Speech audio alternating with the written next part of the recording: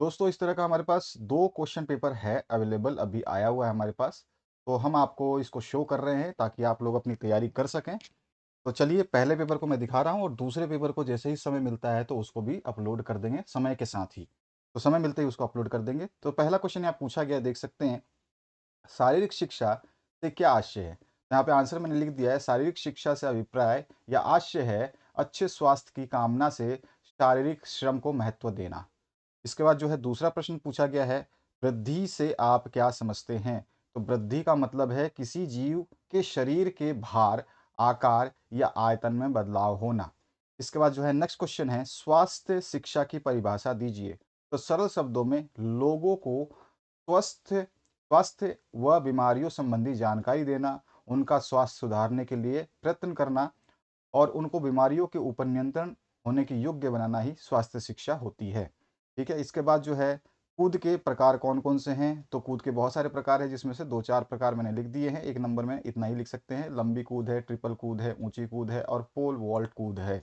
इसके बाद योगासन के सामान्य नियम क्या है? तो योगासन के बहुत सारे नियम हैं, तो मैंने कुछ नियम यहाँ पे लिख दिए हैं।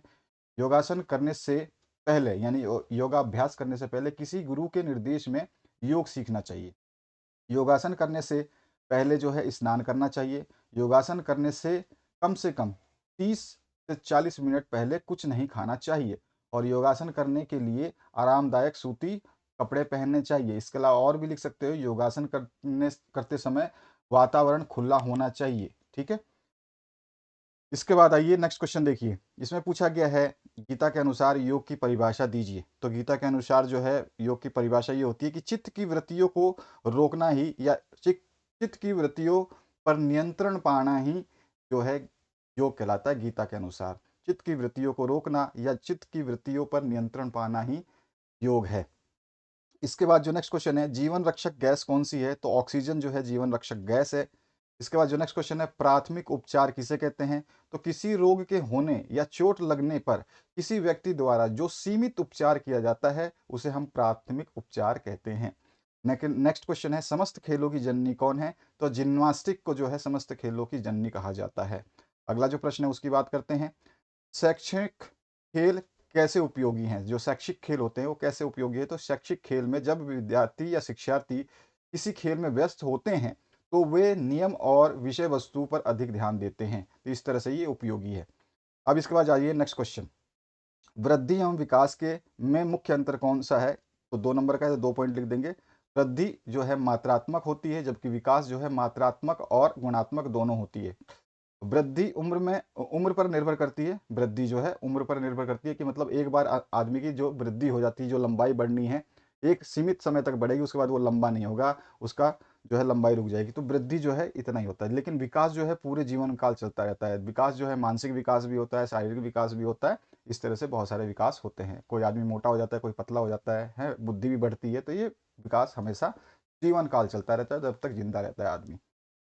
उसके बाद में नेक्स्ट जो क्वेश्चन है, जल प्रदूषण किसे कहते हैं?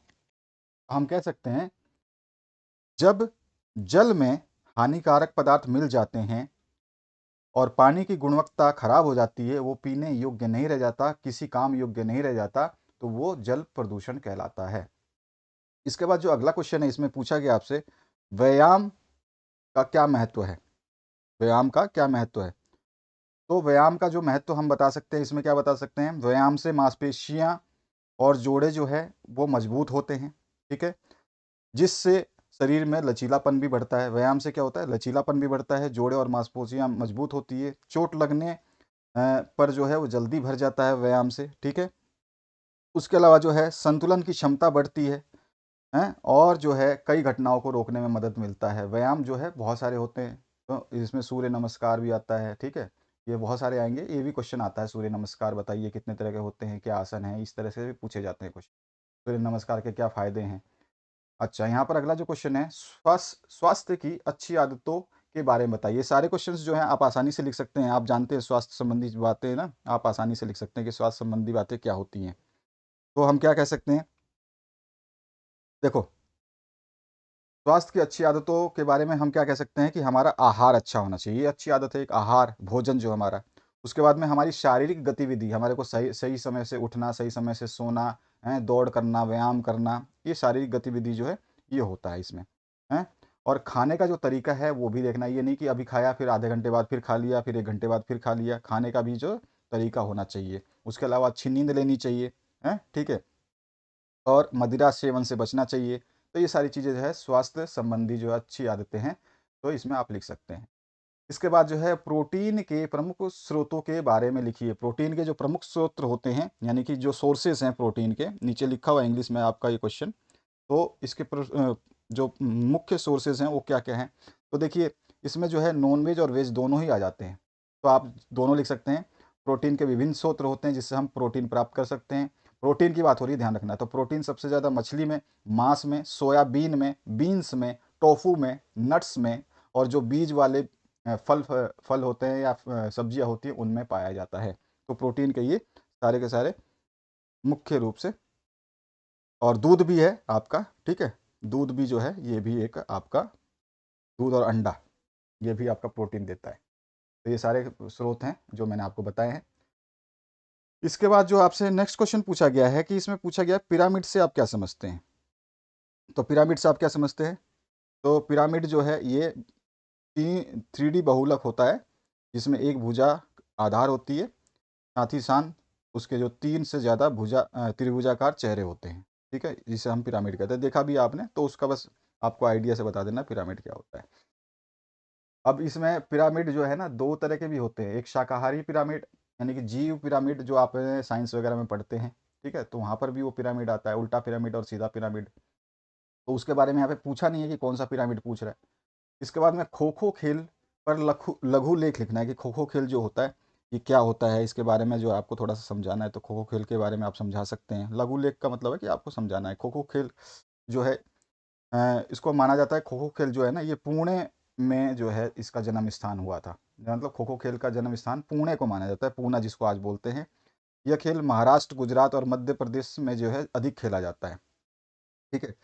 अब धीरे धीरे जो है अन्य जो प्रदेश हैं वहाँ पर भी इसका प्रचार प्रसार बढ़ता जा रहा है। तो ये सब चीज़ें आपको इसमें लघु लेख का मतलब होता है कि उसके बारे में बताना है। यह खेल बहुत ही सरल है, इसमें छोटे बच्चे से लेकर के पुरुष और महिलाएं भी खेल सकते हैं, ठीक है। तो इस तरह से लघु लेख आप लिख सकते हैं। इस खेल में जो है अगर हम इस खेल को अपने घर परिवार के साथ खेलते हैं तो इसमें जो है ज़्यादातर कह सकते हैं हम कि सदस्यों की संख्या पर कोई रोक नहीं होती है, ठीक है। तो ये आप बोल सकते हो, ठीक है।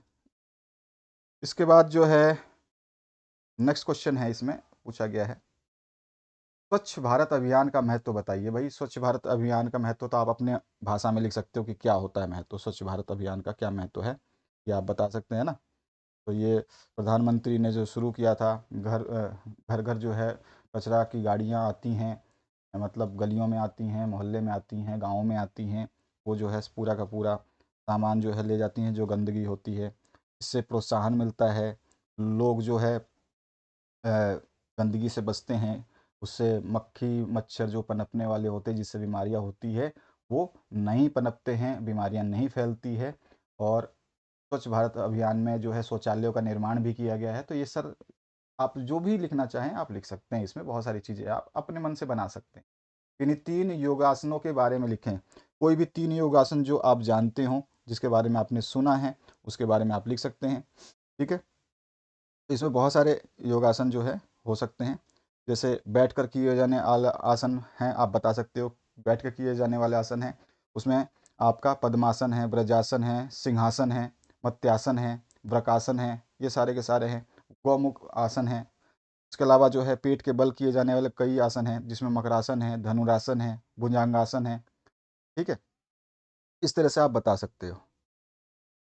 और सूर्य नमस्कार है, ये भी एक आसन है, ठीक है। श्वास आसन भी है, कपालभाति जो क्रिया है ये भी आसन है। तो ये सारे के सारे आसनों के प्रकार हैं।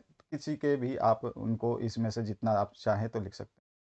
फिटनेस का आधुनिक जीवन में क्या महत्व है? तो भाई फिटनेस जो है हमारे को चुस्त दुरुस्त रखता है। फिटनेस का क्या महत्व है?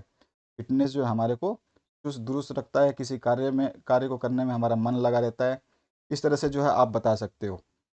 इससे हमारी जो शारीरिक, मानसिक और भावनात्मक जो क्रिया है उसमें सुधार होता है, हैं? फिटनेस से कई बीमारियों से निपटने में मदद मिलता है। फिटनेस से हमारा हृदय जो है स्वस्थ रहता है। फिटनेस से मांसपेशियाँ और हड्डियाँ मजबूत होती हैं। फिटनेस से जो है अच्छी नींद आती है। फिटनेस होता है तो जो आत्मविश्वास है वो बढ़ता है। फिटनेस को देख करके सामाजिक संपर्क बढ़ता है। ठीक है, और जीवन की गुणवत्ता सुधरती है। बहुत सारी चीज़ें हैं जो अपनी मर्जी से आप इसमें लिख सकते हो। संतुलित भोजन क्या है?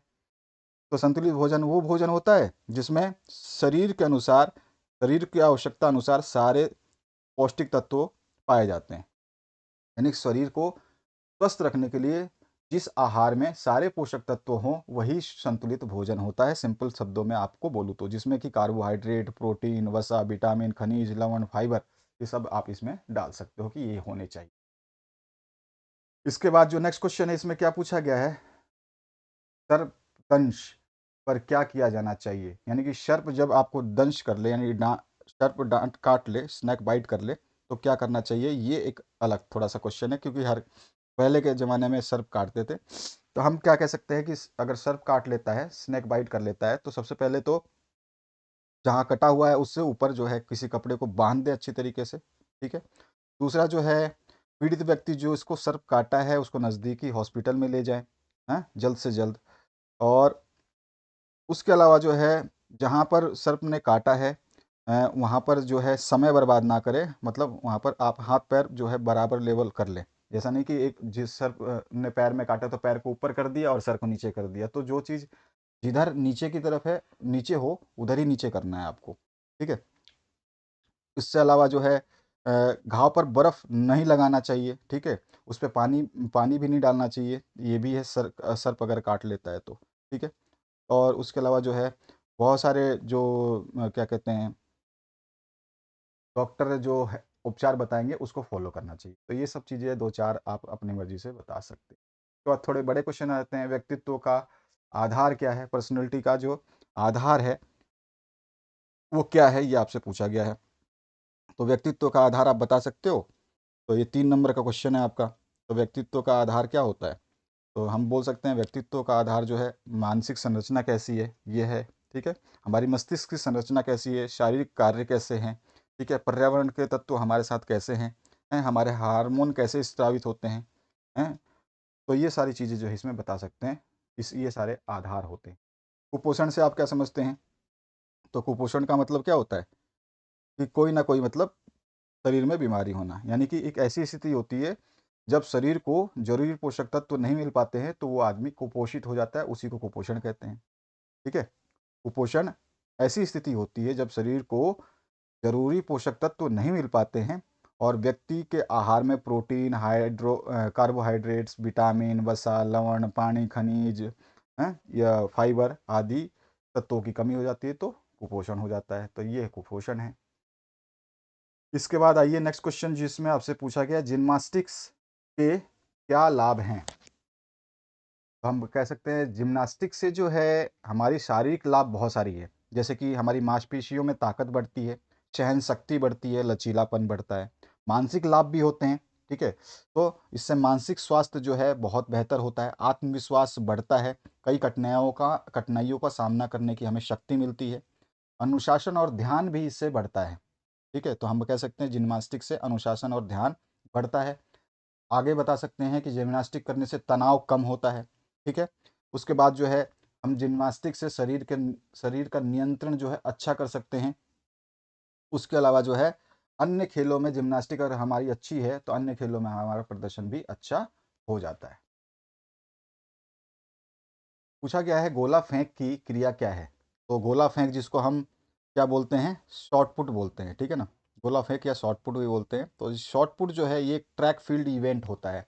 और इसके अलावा हम बता सकते हैं कि इसमें एक भारी गोले को कंधे के ऊपर रख करके जितना दूर हो सके उतना संभावित दूरी पर हमें इसको फेंकना होता है।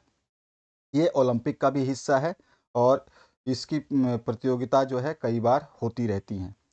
बस इतना लिख दो, और बाकी आप अपनी जानकारी के हिसाब से लिख सकते हो तो लिख सकते हो।